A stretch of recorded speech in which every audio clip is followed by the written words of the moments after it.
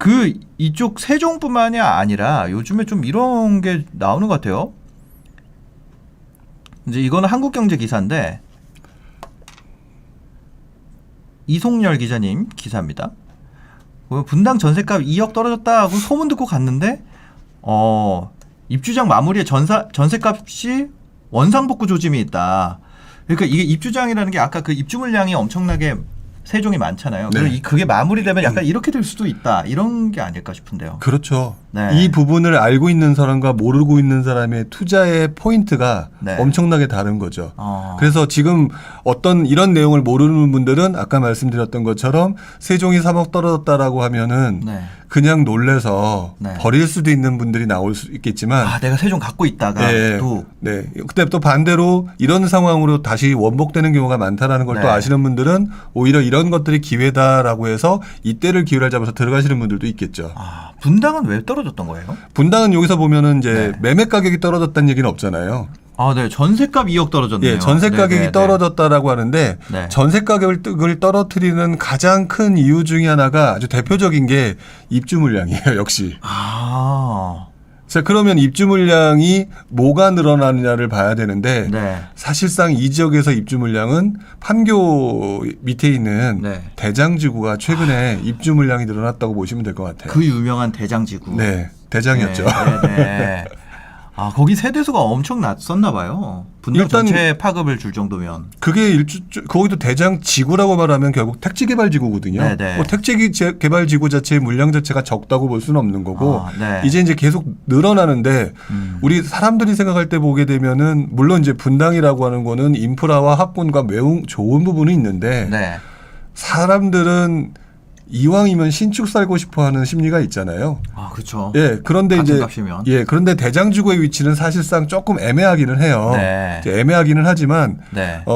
물론 이제 상대적으로 판교나 분당에 비해서 애매하긴 하지만 네. 신축의 물량들이 쏟아져 나올 때 마침 또 물량이 늘어나니까 전세 가격이 낮단 말이에요. 네. 그랬을 때는 당연히 이왕이면 신축의 아파트를 살면서 가격도 낮게 들어갈 수 있다라고 하는 것에 대해서 사람들이 관심이 쏠릴 수밖에 없거든요. 네. 그랬을 때는 그 옆에 있는 인프라 좋은 단지들이 갑자기 이제 전세 가격이 말리는 경우가 발생이 되는 경우가 너무 많고요. 네네. 지금 분당의 사례가 바로 그런 사례라고 볼 수가 있어요. 근데 문제는 네. 그래서 전세 가격이 떨어진다를 또 나쁜 쪽으로 받아들이면 또 한도 끝도 또 없는 건데 네네. 아까 말씀하셨던 것처럼 다시 이런 경우에는 원상 회복될 가능성이 높다. 이 부분도 기억을 하셔야 돼요. 네. 이런 공급으로 인해서 일시적으로 전세가 빠졌을 때 내가 좀 만약에 그 전세로만 살고 싶어 하는 분들도 있거든요. 네. 그런 분들은 좀 잡아 놓으면은 좋겠네요. 이 가격으로 4년은 살 수 있으니까. 뭐 요즘 같은 경우는 지금 말씀하신 네네. 것처럼 임대차 3법 때문에 4년을 할 수 있으니까 좋기는 하겠죠. 네. 근데 이제 저는 그렇게 살아보는 건 좋은데 네. 그다음에 또 이제 언젠가는 분명히 돌아오잖아요. 어떻게? 그러니까 그 가격으로? 4년이 지나기 때문에 네. 뭐 5%를 올린다 하든 결국에는 그걸 갖다가 다시 네. 받고 다른 곳으로 이동하는 상황이 올 텐데 네.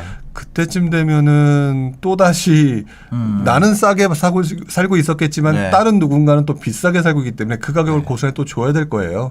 그러니까 딱 여러 번 계속 하시는 건 전 별로 좋지는 않다고 봐요. 전세를. 그렇습니다. 지금 전세를 여러 번 하려면 계속해서 입주 때만 내가 이사를 해야 되는 네. 그런 거죠. 입주하는 곳으로만 가야 되겠죠. 싸게 가려면.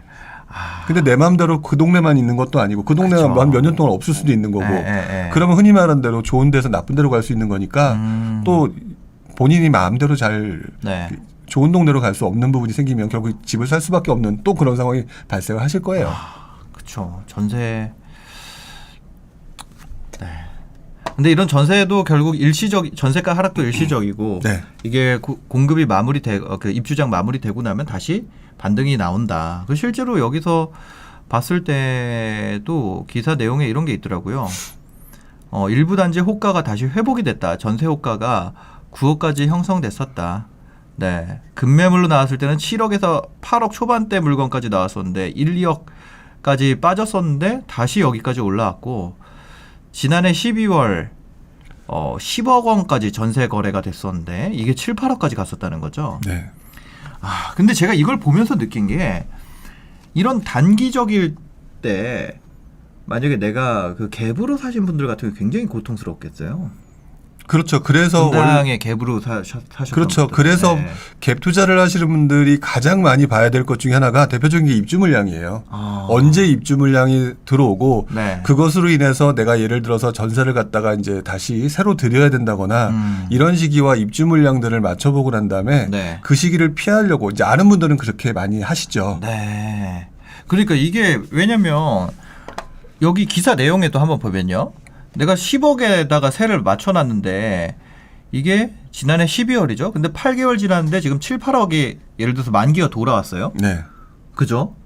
그 만기 돌아왔으면 당장 일단 2, 3억이 필요한 상황이 됐는데 그죠? 그리고 2, 3억을 내가 마련을 못하면은 이게 내가 원치 않았는데 이 집을 내놔야 되는 상황이 될 수도 있잖아요. 그렇죠. 내놓고 딴 데로 가야 되는 상황. 예. 그렇게 되면 결국은 이제 또 멘붕이 오고 예. 그러다 보면 또 이제 나중에 아이 집 사야지 예. 또 이런 상황도 발생되고 이게 그래서 전세 가격의 등락폭들이 입주 물량에 의해서 정말 많은 것들이 발생을 하는 것 같아요. 갭으로 사시는 분들 같은 경우는 이런 거 진짜 조심해야 될 것 같아요. 이게 사실 이번에만 있는 일이 아니라 지난 2018년에도 이런 일이 있지 않았었어요? 네, 2018년, 19년, 심지어 네. 20년에도 있었죠. 20년에도. 네, 그러니까 어쨌든 제가 알고 있는 것 중에 네네. 대표적인 것 중에 하나가 저는 제가 장위 뉴타운이라는 데가 있었어요. 장위 뉴타운이요? 예, 네, 그죠. 장위 뉴타운이라고 하는 곳들이 네. 뭐 매매 가격도 떨어지고 거기는 워낙 입주 물량이 쏟아지니까 전세 가격도 쏟아지고 뭐 난리도 아니었었죠. 네네. 그래서 그때 시점에 지금 이제 장위 뉴타운이 10몇억 하는데 네. 그때 제 기억으로도 매매 가격도 최저가가 6억 8천대까지 나온 적이 있어요. 6억대. 예. 6억대 뭐 후반이니까 거의 7억대였지만 7억에. 네. 그래도 그때 상황에 그렇게 급격히 떨어진 적도 있었고 그러니까 우리는 그 시점에 전부 다 서울장은 폭등장이라고 기억하고 있잖아요. 맞아요. 네. 그 폭등장이라고 생각하는 그 시점에 장위 뉴타운 그때 이제 보면 뭐 장위 뉴타운에 굉장히 많아 거의 한 3천 세대 이상 들어왔거든요. 네. 그 1년 거의 한 3천에서 4천 세대 들어왔는데 네네. 몇 개 단지가 계속해서 들어오니까 견디지를 못하고 주변 아파트 뭐 그 옆에 아래쪽에 내려가면 그 뭐 기름동의 센터피스라든지 이런 거 네네. 10몇억 할 때 네. 얘네들은 7억대, 8억대, 8억도 안 됐죠. 사실 7억대 네. 이런 물건 나오고 그러니 매매 가격도 그 정도 나오니 전세 가격은 뭐 말도 못했죠. 그러다가 다시 네. 지금은 완벽하게 회복되어 있는. 그래서 오히려 네. 전세 들어갔던 사람들은 이제 나중에 지금은 불안해졌겠죠. 그리고 반대로 그때 기회를 잡고 네. 매매를 했던 분들은 수익을 창출하신 분들이라고 볼 수가 있을 것 같아요. 저 이걸 보니까 집값 어떻게 잡아야 되는지 알 것 같아요. 네. 집값 잡아. 그냥 계속 때려 부으면 되는 거 아니에요? 아주 심플해요. 말씀 정말 잘하셨는데 네. 그냥 이걸 갖다가 세금 규제에다 모델 해가지고 자꾸 어긋나게 하지 말고 그 다음에 못 하니까 재건축 못하게 하고 이러지 말고 네. 그냥 나오면 사람들이 네. 올라가니까 사는 거거든요. 올라가니까 관심이 생기는 거죠. 예, 원래 사려는 사람들 투자자들의 수요도 있었고 일반 실수도 있었는데 네. 여기다가 올라가니까 예상치도 않았던 애들이 수요가 돼서 나타나는 거거든요. 네, 네. 그 수요를 낮추려면은요, 그냥 공급이 나오면 되는 거예요. 근데 또 건설사들은 마진 보고 하니까 그렇게 공급이 많아지고 하면은 근데 오히려 공급이 많아지게 되면 네네. 처음에는 사람들이 좋다고 들어가죠. 처음에는 당연히 가격이 올라가니까. 네네네. 근데 그것이 계속해서 그 건설사도 가격을 올리고 또는 반면에 사람들로 들어오려면 전제가 그렇게 했더니 수익이 나네라고 하는 다음 단계가 있어야 돼요. 그죠. 분양권 매매가 그런 거잖아요. 예, 그런데 네. 수익이 나야 된다는 다음 단계가 있어야 되는데 공급은 쏟아지지 처음에는 수익이 나는 것 같은데 옛날 수익과는 다르지. 그러니까 사람들이 보면 볼수록 이것 봐라 아닌가? 네. 라고 하게 되면 원래 수요가 아니었던 사람들이 다시 네. 돌아가요. 그러면 물량은 많은 상태에서 네. 당연히 있던 수요들이 감당할 수가 없어지는 거죠. 그래서 사실 지금 말씀하신 게 정확히 네네. 제가 좀 우스갯소리인지 모르지만 네. 국토부 장관 가셔야겠는데요. 그런 말씀 하지 마세요. 그런 말씀을 하지 마세요. 농담입니다. 네. 네. 하여튼 공급이 네네. 가장 크게 정리할 수 있는 부분인 것 같아요. 네. 이거 진짜 지금 그런 상승장에서도 공급이 있던 지역들은 계속해서 기회를 줬었다. 네. 근데 앞으로는 공급이 없나요? 그러면? 그렇죠. 그러니까 공급이 네. 많은 분들이 생각할 때는 뭐 공급이라고 하는 부분들을 가지고 뭐 인허가 물량을 따지기도 하고 입주 물량을 따지기도 하고 다 그런데 네. 하여튼 중요한 거는 지금 현재 인허가 물량이고 입주 물량이고 간에 네. 물량 자체는 줄어들고 있다는 거는 맞는 것 같고요. 그리고 그 내용 중에 상당수가 규제로 인해서 줄어든 물량들 또는 네. 진행하려다가 멈췄던 물량들이 네네. 있을 테는데 있는데 지금 이 물량 자체가 공급 물량이 줄어든다고 얘기만 하는 고 있기에는 지금 수요도 늘어나고 있기 때문에 네. 공급이 더 줄어들어 보이는 거거든요. 그러니까 공급이 줄어든다라고만 얘기할 거는 아닌 것 같아요. 공급이 줄어드는 건 맞는데 그게 뭐 엄청난 양은 아닌 것 같고 네. 오히려 여기서 수요가 엄청나게 올라와 버렸으니까 이 네. 공급이 착시 효과가 발생하면서 엄청나게 부족한 공급으로 보이는 거거든요. 그러니까 올라서 살려는 사람도 있고 예. 원래 그러니까 이게 보면은 원래 투자하던 분, 그러니까 아까 얘기한 것처럼 공급 때려 부어도 그거 몇 채씩 후리는 분들이 있어요. 살 사람들은 사죠. 원래 사는 분, 네. 원래 투자하는 분들이 있고 장세와 상관없이 네. 그 다음에 원래 실거주하는 분들이 있는데 네. 가격에 따라서 왔다 갔다 하는 분들이 또 지금은 이 세 개가 다 붙은 거잖아요. 그렇죠. 그러니까 저는 지금 이걸 갖다가 실수하고 투자수 이렇게 나누긴 하는데 네. 사실 알고 보면 다 모든 분들 거의 모든 분들이 투자 수요화 됐어요 지금은. 실수요라고 얘기하지만 어쨌든 돈 벌고 싶잖아요. 네. 그러니까 투자를 감안하고 뒤에다 숨겨놓고 나 실수요라고 들어가는 거기 때문에 네. 완전히 투자 수요화돼서 거의 전 국민이 다 움직이는 상황이 돼버린 거잖아요. 지금 내가 실거주로 들어간다고 해도 마음속에 올랐으면 좋겠다는 마음이 있는 거죠. 대부분 그렇죠. 그나마 더 오를 곳을 골라서 실거주를 하고 싶은 네. 그런 상황이 된 거죠. 그렇죠. 예. 야, 이걸 투기를 발라낸다는 건 정말 어려운 상황이 점점 되고 있는 그래서 거예요. 첫 단추를 예. 잘못 꼈다는 게 예. 이거는 실수요, 그러니까 다주택자가 잘못이고 뭐 투기 수요를 잡아야 되고 모든 사람이 투기 수요가 돼요. 네. 그렇기 때문에 그거는 조금 잘못된 부분이었던 것 같아요. 알겠습니다. 그러면은 일단 오늘 배운 거는 신고가 찍지 말기, 그 다음에 실거래가 두꺼운 매물층에서 놀자. 네. 그렇죠. 나 혼자 가서 할 필요 없다. 두꺼운 매물층에서 놀고, 그 다음에 그 입주 물량, 네. 입주 물량을 봐야 된다. 뭐 여러 가지 요소가 더 많이 있겠지만 오늘은 일단 그런 얘기를 했습니다. 그 다음에 이제 세 번째 뉴스는 반대로 이 수도권 집값 상승을 주도하는 지역들이 있대요. 그래서 군포, 안성, 안양, 오산 이런 데가 경기권 일부 지역 아파트 가격 상승폭이 커지고 있다. 오산 같은 경우는 전체 1등 상승률을 기록했다 그러네요. 네, 최근 네. 들어서 엄청나게 올랐죠. 네. 이게 GTX 때문에 이렇게 된 건가요? 기사 내용 보면은 요거 같은 경우는 어디 조선비즈의 허주윤 기자님 기사네요. 네. 교통 개발 지역으로 계속 급등이 이어지고 있다. 오산은 분당선 연장 사업 때문에 그렇다라고 하는데 이런 상승이 이어지는 이유는 뭘까요? 저는 일단 여기도 공급이 있지 않아요? 여기는? 공급이야 있긴 있는데 네. 일단 물량 자체가 그렇게 뭐 많지 않은 곳들도 있고요. 네네. 그거보다 더 중요한 부분은요. 네. 일단 제가 아까 그랬잖아요. 좀 전에 사람들이 이제는 모든 사람이 투자 수요화 됐다라고 말씀드렸잖아요. 네. 그러니까 지금 현재 가장 불장이 서울하고 경기 지역인데 네네. 경기 인천 지역인데 네네. 이 지역에 계신 분들이 그동안 봤던 지난 몇 년간의 모습을 보게 되면 네. 가장 많이 안 오른 곳이 외곽 지역이거든요. 그죠. 예, 외곽 지역인데 지금 여기 맨 위에서 나왔던 이 기사들의 제목을 자세히 보시게 되면 네.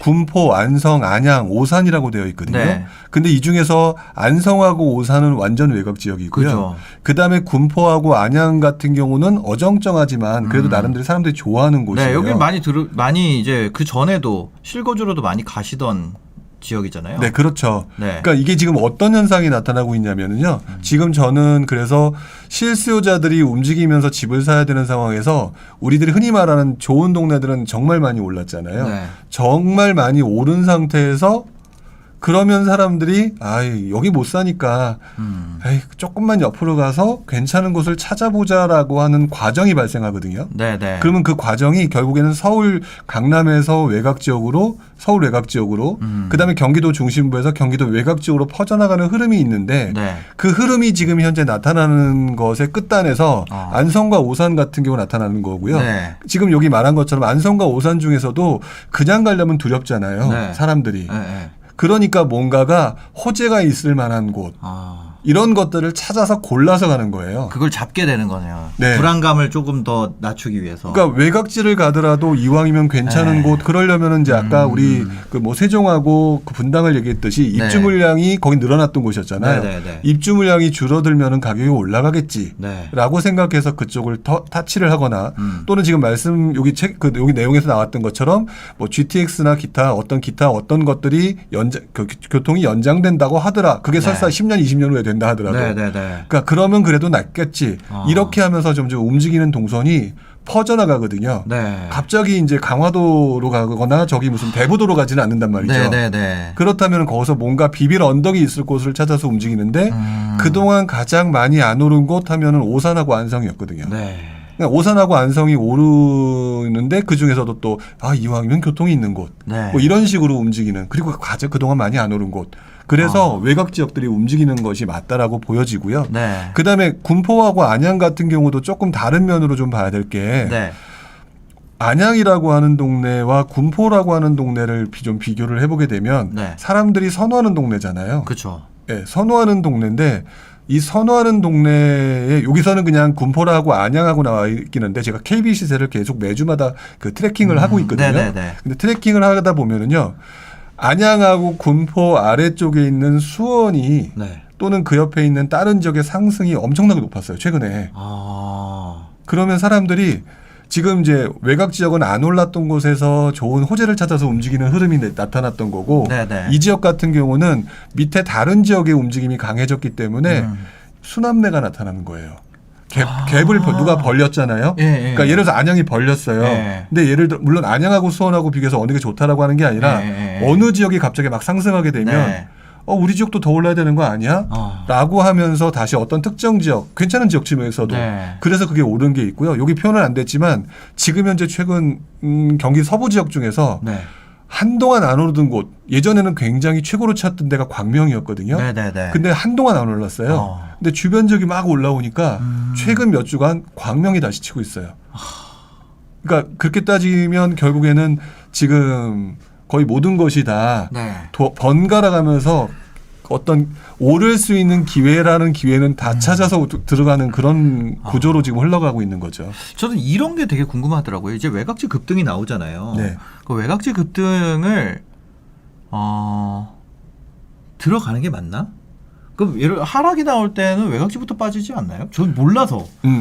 이게 상황에 따라 좀 틀리긴 해요. 상황에 따라 틀리기는 한데 그리고 또 이제 구간에 따라 틀리긴 하는데 진안장의 사례를 보게 되면은요. 그러니까 제가 그냥 약간 좀 재밌는 질문 한번 드려볼게요. 진안장에 강남이 더 많이 상승했을까요? 시흥이 더 상승했을까요?라고 하면 당연히 아마 신사임당도 그렇고 다른 분들도 어디가 더 많이 올랐지라고 알고 계실 거예요. 강남이 더 많이 올랐을 것 같아요. 진안장이라는 게 뭐 언제 장인가요? 그러니까 예전에 그 노무현 대통령 시절의 장. 근데 떨어진 걸로 보게 되면은 강남이 많이 떨어졌을까요? 시흥이 많이 떨어졌을까요? 라고 하면 강남이 많이 떨어졌나요? 그러면? 많이 올랐어요? 너무 많이 오르면 그만큼의 충격을 받아서 더 많이 떨어지기도 해요. 그래서 오히려 시흥 같은 경우는요. 별로 오른 게 없으니까 별로 떨어질 것도 없었던 지역이기도 해요. 그냥 그 자리에서 이렇게. 그러니까 사실 오르긴 했어요. 근데 강남의 오름폭에서 이만큼 올라간 것에 비해서 요만큼 올라간 것은 올라간 것도 아닌 거죠. 그러다 보니까 그 가격이 거의 그대로 유지가 되거나 거의 떨어지지 않고 그래서 어떻게 보면은 진폭은 강남이 더 심했거나 서울 중심부, 경기도 중심부가 심했던 반면 완전히 외곽 지역들 중에서 뭐 시흥이라고 표현했지만 제가 지금 시흥이라고 표현한 것 중에서 당시에 이제 정왕지구 같은 데거든요. 네네네. 근데 그런 지역 같은 경우는 인프라가 괜찮거나 또는 교통망이 있기 때문에 오히려 안 떨어졌다는 거죠. 네. 그래서 무조건 외곽 지역이라고 해서 떨어진다라고 말하기는 좀 어려울 것 같아요. 네. 그러니까 경기도권에서 교통 중심지 뭐 이런 것 같은 경우는 생각보다 안 떨어진다라고 기억하시는 게 맞을 것 같아요. 오히려 여기 해파리님이 동부 이촌동 LG 한강자이가 2009년 25억이었는데 2013년에 15억 됐었어요. 진짜요? 정말 많이 떨어졌었어요, 사실은. 그러니까 오히려 뭐라고 해야 될까요? 시장이 크다고 생각된 곳이 유동성이 많으니까 하락장에도 거래가 많이 돼서 가격이 잘 찍히나? 네. 그러니까 어떻게 보면은 저 강남 같은 경우 지금 약간 동부이촌동 얘기했잖아요. 네네네. 거기서 아까 표현했던 세종의 신고가 같은 게 계속 찍힌 거죠. 그래서 네. 최고점이 몇 점이라고 하지만 사실상 그 거래는 몇 건 되지 않은 거래고 그 밑에 거래가 더 많았을 거예요. 네. 근데 그거를 찍고 난 다음에 떨어지는 것처럼 보였던 거고 사실 중간값 들이 정상적인 가격이라고 봤었어요. 그래서 어쨌든 그때 기준으로 보게 되면 외곽 지역 중에서 교통이 괜찮은 곳들은 별로 안 떨어졌어요. 생각보다. 외곽지라고 해서 더 많이 빠지고 외곽지라고 해서 뭐 나중에 더 충격이 먼저 오고 이런 거는 거의 없다는 거죠. 네, 그렇죠. 근데 그 중에서도 한 가지 좀 조심하실 게 이래서 부동산이 어려운 부분인데 제가 외곽지라고 했지만 교통이 괜찮은 곳이라고 했잖아요. 그럼 외곽지 중에서도 우리가 볼 때 이거 진짜 산골이네 싶을 정도로 경기도에서 외곽이 있을 거예요. 그런 동네는 조금 심하게 떨어지기도 했었어요. 네. 이런 곳 그때 이제 제가 이제 나중에 이제 진입을 해서 잘 뭐 2011년 이후로 생각을 해보면 서울이 먼저 돌고 돌아서는 건 서울이 먼저 돌고 용인 그 죽전 이쪽 있잖아요. 여기는 거의 일본 분위기였거든요. 잃어버린 20년 분위기고 계속 그 버블 세븐 이후로 그거를 회복을 못 하고 있었어요. 그렇게 생각을 하면 외곽지가 상승 온기를 받는 게 더 하락 이후에 올라갈 때는 외곽지가 더 나중에 퍼지고 그런 건가? 아니 근데 용인은 생각해보면 엄청 많이 빠졌거든요. 그때 고점 대비. 그렇죠. 근데 그때 용인 같은 경우도 그 이유가 좀 있긴 했었어요. 왜 그러냐면 그러니까 말씀하신 것처럼 경기도라고 하는 지역, 경기도 외곽 지역이 많이 떨어지냐 안 떨어지냐 했을 때 떨어지는 건 100%입니다. 하락장 때는 안 떨어지는 것은 없어요. 안 떨어지는 건 없어요. 그건 무조건 떨어져요. 저도 다 떨어지는 칼날 맞아봤고 근데 분명히 떨어지는 건 맞다. 근데 용인 같은 경우는 그때 말 그대로 사람들의 그 관심 대상지였어요. 관심 대상지는 수요가 눈여겨볼 수밖에 없었던 시점이고요. 그리고 또 그때 가장 사람들이 좋아했던 지금과 다르게 좋아했던 대상물이 뭐냐면 중대형 아파트예요. 그래서 지금 표현하셨던 죽전지구 같은 경우도 지금 현재 그 동네를 보시게 되면 다른 지역과 다르게 요즘 생기는 지역과 다르게 중대형 아파트가 많아요. 맞아요. 그러니까 중대형 아파트가 많은데 인기가 많고 그때는 지금 이제 경기도 그 용인에서도 수지하고 죽전하면 수지를 좋아하잖아요. 그때는 죽전이 그 이상이었거든요. 왜냐하면 수지는 교통망이 없고 죽전이 교통망이 있으니까. 그 죽전역이 있으니까. 그러니까 한마디로 그때 상황으로 돌아가서 생각해 보면 얘는 BTS인 거예요. 그 급인 거예요. 완전히 여기 있지. 사람들이 제일 선호하는 중대형 있지. 그리고 신축이지. 그래서 어떻게 보면 모든 것이 다 맞물리면서 다 올라버렸었는데 그게 과도하게 올랐던 거고요. 그리고 과도하게 올랐다가 보니까 나중에 이제 정상으로 돌아오는 과정에서 걔네들은 정신을 못 차렸던 거죠. 그래서 걔네들이 다른 지역에 비해서 급락을 한 거예요. 그러니까 아까 제가 시흥 표현을 했는데 시흥은 요만큼 오르고 요만큼 떨어지고 말았다면 죽전과 같은 경우는 용인과 같은 경우는 또 하필이면 중대형이다 보니까 이렇게 올라갔다가 이렇게 떨어져 버리는 것처럼 돼버리는 현상이 나타난 거죠. 그리고 오히려 이런 불장일수록 완전 인기 지역 이런 게 나중에는 좀 타격을 맞을 가능성이 있네요. 그러니까 사람들 심리 속에 전 그렇게 생각하거든요. 사람들 심리 속에 뭐 신축 오르는 거 알겠어. 뭐 다 서울 오르는 거 알겠어. 뭐 경기도도 뭐 신축 오르는 거 그런데 여기까지? 라고 하는 지역은 사실상 B급이거나 뭔가 이상한 거잖아요. 그런 지역들이 거의 A급에 육박하게 정도에 오른다면 그때 시점에 하락의 어떤 포인트는 조금 더 셀 수도 있다고 봐요. 그 부동산 시장의 BTS를 좀 조심해야 된다. 그렇죠? 네. 네. 그러니까 용인이 버블세븐에 들어갔었으니까요. 그렇죠. 그죠. 아, 지금 생각이 나는데 그땐 또 바로 옆에가 판교가 또 불이 붙었었잖아요. 아, 네. 그러니까 또 판교 옆에 바로 옆에 있으니까 또 바로 또 관심 대상일 수밖에 없고. 판교가 없었죠. 분당 아니 분당. 아, 판교 신도시가 분양했을 때니까. 판교 신도시가 분양을 했으니까. 네, 그러니까 네. 판교 신도시 지키고 있고 바라보고 있던 사람들이 네네네. 분당은 이제 오래됐으니까 네네네. 분당 가기 싫었던 사람들은 용인 바로 옆에 또 괜찮은 것 같고 신도시 새 집들을 들어오니까 관심 한번 가져볼까? 네. 이런 것들이 그 어떤 적보다 정말 많은 사람들의 수요가 몰렸어요. 네. 그래서 나중에 용인 같은 경우가 엄청나게 올랐다가 그리고 조금 하락폭이 많이 컸던 거죠. 그렇죠. 하락 많이 하면서 대표적인 가성비 지역이 돼가지고. 네. 그렇죠. 그래서 제가 재밌는 게 뭐냐면요. 네. 얼마 전에 네. 그때가 이제 제가 그렇게 떨어진 게 2008년이잖아요. 네. 제가 2017년인가 18년인가 갔는데 가서 이제 그때 수지를 갔었어요. 갔었더니 거기 부동산 분이 지금 말씀하셨던 것처럼 아, 이 동네 안 올라. 다 포기를 한 거죠. 네. 내가 여기서 한 7, 8년 해봤는데 근데 대충 계산해 보니까 떨어지고 난 다음에 오신 분이더라고요. 7, 8년 해봤는데 안 돼. 근데 그 이후에 수지 엄청나게 올랐잖아요. 장난 아니었죠. 예. 그러니까 자기 눈으로 보면 안 되는 거예요. 그러니까 하여튼 그 당시에 엄청나게 사람들 관심 지역이었던 것이 수지 같은 곳, 하여튼 용인이었다. 그리고 급등이 또 거기는 근데 용인은 예전에는 외곽지였는데 지금 외곽지가 아닌 느낌이에요. 그렇죠. 지금 이제 느낌이 중심지가 확대된 느낌인 것 같아요. 네, 나름대로 뭐 판교, 분당 뭐 포함해서 용인까지 되게 확대된 느낌인 것 같아요. 그 세력권이 만들어진 것 같아요. 그쪽이. 네, 그렇습니다.